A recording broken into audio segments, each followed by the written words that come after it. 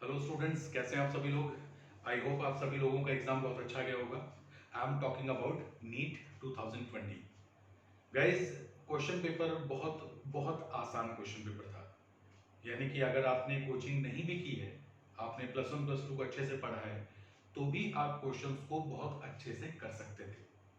ठीक है, we are in corona pandemic, तो ऐसी सिचुएशन में बहुत सारे स्टूडेंट्स ऐसे हैं जिनकी जो प्रिपरेशन है नीट के एग्जाम की, वो कहीं ना कहीं बाधित हुई थी।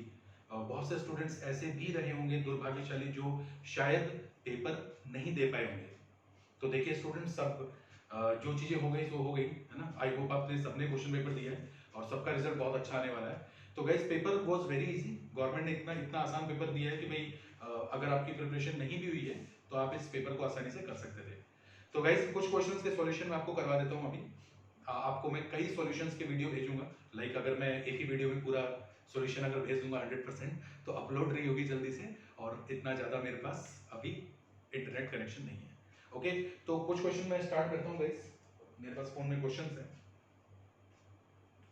क्वेश्चन नंबर 91 जो सबसे पहला मेरे पास है, ठीक है, उसमें पूछा गया है the phase difference between displacement and acceleration of a particle in simple harmonic motion. अगर आप देख पा रहे हैं बच्चों, क्वेश्चन जो है फर्स्ट क्वेश्चन जो इसका है मेरे पास, जिसका नंबर है 91, वो क्वेश्चन ये है कि भाई phase difference between displacement and acceleration of a particle in simple harmonic motion.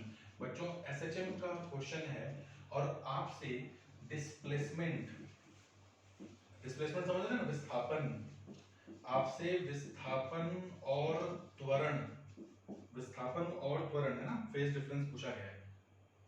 Displacement और एक्सेलरेशन यानी कि त्वरण में फेज डिफरेंस पूछा है, कालांतर पूछा है। कितना होता है प्यारे बच्चों, बताओ तो। ऑप्शन आपके सामने है, ऑप्शन में चारों नहीं लिख पा रहा हूं, करेक्ट आंसर बता देता हूं बच्चों। लॉक मेरा फिर से खोलना पड़ेगा, है ना, लॉक्स बड़ा परेशान करते हैं। ऑप्शन है 3 पाई/2, सेकंड ऑप्शन है पाई/2, थर्ड है 0, फोर्थ है पाई। प्यारे बच्चों, इसका सॉल्यूशन कैसे करना है अपने को, अगर आप लोगों को फॉर्मूला याद हो, क्लास नोट्स में मैंने करवाया है, तो जो मेरे स्टूडेंट्स उनको पता होगा। A is equal to minus omega square Y. बच्चों, आप इसको y लिखो चाहे x लिखो, इट मींस डिस्प्लेसमेंट यानी कि विस्थापन। ये है यहाँ एक्सेलरेशन, ओमेगा क्या है, एंगुलर वेलोसिटी, कोणीय वेग। ये है हमारे पास डिस्प्लेसमेंट यानी विस्थापन, ये है एक्सेलरेशन यानी कि त्वरण। डायरेक्टली प्रोपोर्शनल आ रहा है, बट ये नेगेटिव साइन जो है, नेगेटिव साइन माइनस, माइनस का मतलब अगर एक चीज अपवर्ड है तो एक डाउनवर्ड है। यानी कि जो फेज डिफरेंस होना तो चाहिए था वैसे 0, अगर माइनस नहीं होता तो, मगर अब माइनस है, तो फेज डिफरेंस कितना हो जाएगा प्यारे बच्चों, फेज डिफरेंस हो जाएगा पाई 180। माइनस का निशान है ना बच्चों, ये तो कांस्टेंट हो गया, तो हम डायरेक्टली लिख सकते हैं a directly proportional to minus Y. इस पर कई बार नीट में क्वेश्चन आ चुके हैं, कई बार आ चुके हैं। कई बार आपसे फॉर्मूला पूछा गया, कई बार आपसे फेज डिफरेंस पूछा गया, ठीक है।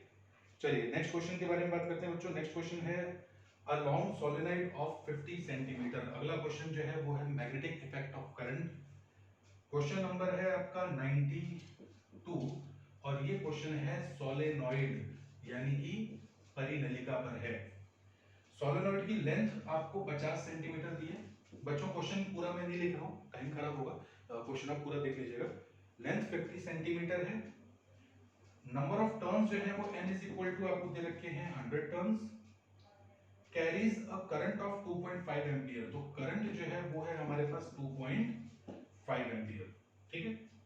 The magnetic field at the centre of the solenoid, आपसे मैग्नेटिक फील्ड पूछा है सोलेनॉइड के सेंटर पर, यानी परिनलिका के केंद्र पर चुंबकीय क्षेत्र की तीव्रता पूछी गई है। बच्चों जल्दी से बताओ फॉर्मूला क्या होता है। फॉर्मूला होता है हमारे पास B is equal to mu naught Ni। B is equal to mu naught Ni। तो B is equal to mu naught, इस n को लिख सकते हैं n अपॉन l, अरे number of turns per unit length, एकांक लंबाई में फेरों की संख्या।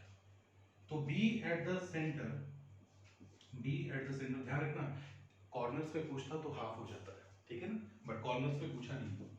म्यू नॉट की वैल्यू आपको क्वेश्चन में बाकायदा लिखी हुई है बच्चों। म्यू नॉट है 4 पाई इंटू 10⁻⁷ टेस्ला मीटर पर एम्पियर गिवन है।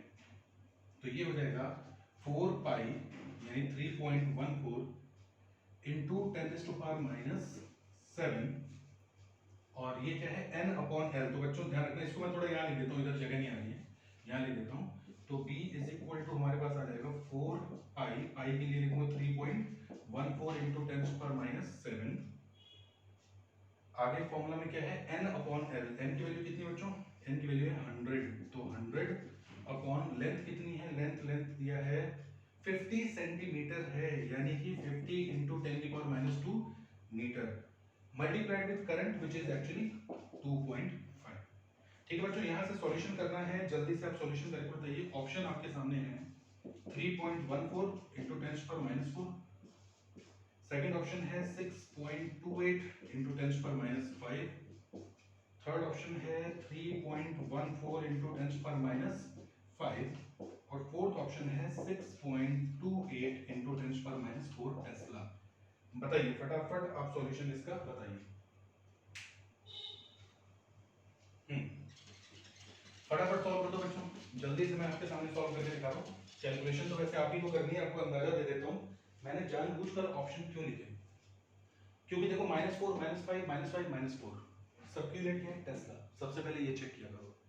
अब हमें पता है कि या तो -4 में रखना है या -5 में। तो बच्चों आप खुद बताओ, देखो ये 10⁻⁻7, सबसे पहले ना पॉइंट्स को निपटाओ तो क्वेश्चन बहुत आसान बन जाएगा। देखो 3.14 पॉइंट हटाओगे 2 जीरो नीचे आ जाएगा 100, यहाँ पॉइंट हटाओगे 1 जीरो नीचे आ जाएगा। ठीक है, अब आप ध्यान से देखो तो 10⁻⁻7 ये 2 और मिल गया तो 10⁻⁻5 हो गया, इसको हटा दो 10⁻⁻5 कर दो इसको। ठीक है, ये 10⁻2 है, ये 10⁻2 है, इसको कैंसिल कर दो। ये 10 है बच्चों, है ना, इस 10 को अगर ऊपर लेके जाओगे तो 10⁻⁻ में आएगा, समझ रहे हैं ना आप इसको। अच्छा ये 50 भी है, तो एक काम करो इसको 5 इंटू 10⁻2 कर सकते हैं। ठीक है, तो डिवाइड में मैं लिख सकता हूँ 5 इंटू 10⁻2। अरे इस जीरो को एक साथ लिखा, ऊपर कितना रहेगा, ऊपर रहेगा 4 इंटू 314 इंटू 10⁻⁻5 इंटू 25, 5 5 25। कैलकुलेशन करने का आपका अपना स्टाइल है, जैसे चाहे करो, करेक्ट आंसर मिलना चाहिए। ठीक है, अच्छा अब क्या रहेगा अपने पास, ये हाँ ये प्लस का 2 है, ऊपर जाके तो 10⁻⁻5 बना देगा। अच्छा एक चीज और ध्यान रखना बच्चों कि ये हमारे पास 5 है, नीचे आ गया हमारे पास। देखो मैं जानबूझ के क्या करूंगा, -4 या -5 तक ही रखूंगा, क्योंकि ऊपर बचाने की जरूरत नहीं है भाई, ऑप्शन तो मेरे पास है नहीं। तो इसका हम लोग क्या करेंगे भाई, ये 10⁻2 लिखा था ना मैंने यहाँ पे, इसकी कैलकुलेशन यहाँ पे चेक कर लेना बच्चों। ठीक है, ये 5 आ गया, ये 3 1 जा 4 कितना हो गया हमारे पास, इसको 4 से मल्टीप्लाई कर दो। ये एक काम करो 5 दूनी 10, 5 इंटू देखो यहाँ पे क्या 10⁻1 10⁻2, तो ये 10⁻2 था एक्चुअली, तो ये 100 था। तो इसको 20 करना पड़ेगा अपने को। चलो ये खत्म हो गया हमारे पास, 4 पंजे 20 हो गया। ठीक है, तो 314 इंटू 10⁻⁻5 डिवाइडेड बाई 5। ठीक है, कितना हो रहा है बच्चों, ये 5 छके 30, 31 में से 30 गए 1, फिर आए 14, 5 दूनी 10 है ना, 5 से 15 में तो नहीं जाएगा, तो 5 दूनी 10। अब खुद देख लीजिए बच्चों कि मेरे पास 62 इंटू 10⁻⁻5 आ गया है। समझ गए क्यों मैं आगे नहीं कर रहा हूँ, क्योंकि ये दो ऑप्शन मेरे पास आ चुके हैं। अब बताइए करेक्ट आंसर कौन सा है, क्योंकि 62 के बाद में पॉइंट आया है, 62 के बाद में पॉइंट आया है, तो ये 62 पॉइंट इंटू 10⁻⁻5 है। तो अगर मैं इसको 6.2 में लिखूं, 6.2 में लिखूं, तो जैसे ही इसको मैं छोटा बनाऊंगा तो 10 को मैं बड़ा बनाऊंगा, यानी -5 को -4 करना पड़ेगा। तो this will be the option. बच्चों क्वेश्चन आपके सामने सॉल्व इसलिए किया कि वो प्रेशर फील कर सको जो एग्जाम में होता है। हम लोग ऐसे ही कैलकुलेशन में बहुत मिस्टेक करते हैं, तो देखिए मैं मानता हूँ आपकी कैलकुलेशन मुझसे भी अच्छी है। हमेशा ऑप्शन के हिसाब से क्वेश्चन को सॉल्व करो, 0 को पहले काटो। यहाँ मैंने 100 को 10 लिख दिया था तो कंफ्यूजन आ गई थी, ये आपके साथ भी हो सकता है। ठीक है, 2 क्वेश्चन हो गए, जल्दी से फटाफट तीसरे क्वेश्चन पे आ जाओ। वीडियो अपनी जो है वो लेंथी बनने जा रही है, बट मैं ट्राई करता हूँ इसका लॉक खुल जा भैया। अगला क्वेश्चन है बच्चों, एक पुली है अपने पास और पुली जो है वो मासलेस फ्रिक्शनलेस सब कुछ है, उस पर 2 मासेस अटैच हैं, ये 6 किलोग्राम है, ये 4 किलोग्राम है। ठीक है, आपसे पूछा है the acceleration of the system, आपको सिस्टम का एक्सेलरेशन बताना है इन टर्म्स ऑफ जी। तो बच्चों ऑप्शन है G/2 है, G/5 है, G/10 है और सिर्फ G है। बताइए इसमें कौन सा आंसर सही है भाई? अरे G की वैल्यू पुट नहीं करनी है, G की वैल्यू पुट बिल्कुल नहीं करनी है। बताओ क्या हो जाएगा? अरे नेट पुलिंग फोर्स 6 डाउनवर्ड है, 4 अपवर्ड है, तो नेट पुलिंग फोर्स कितना होगा? 6 इंटू जी। देखो मैं जी की वैल्यू पुट नहीं कर रहा हूं क्योंकि ऑप्शन में नहीं है। 6g minus 4g upon 6 plus 4 कितना होता है बच्चों? 10। अरे net pulling force upon mass, यही तो होता है। 6 नीचे खींच रहा है, 4 ऊपर ले जा रहा है, और ये मास है, इसको फोर्स बनाने के लिए क्या करना पड़ेगा बच्चों? आपको एक्सेलरेशन मल्टीप्लाई करना पड़ेगा, ये हो जाएगा। तो 2g अपॉन 10 ये हो जाएगा g अपॉन 5। तो प्यारे बच्चों g upon 5 is the correct answer. ठीक है, मिटा दो इसको जल्दी से। चलो एक और क्वेश्चन देख लेते हैं जल्दी से, फिर मैं वीडियो को एक बार ब्रेक देता हूँ, फिर आगे अगले वीडियो में बनाएंगे। क्वेश्चन है the ratio of contributions by the electric field and magnetic field components to the intensity of an electromagnetic wave. बच्चों कंट्रीब्यूशन दोनों का बराबर होता है, जो इलेक्ट्रिक फील्ड का होता है। अगर आपको पता हो तो एनर्जी दोनों में इक्वली डिस्ट्रीब्यूट होती है, ठीक है। तो दोनों का रेशियो कितना हो जाएगा? 1:1।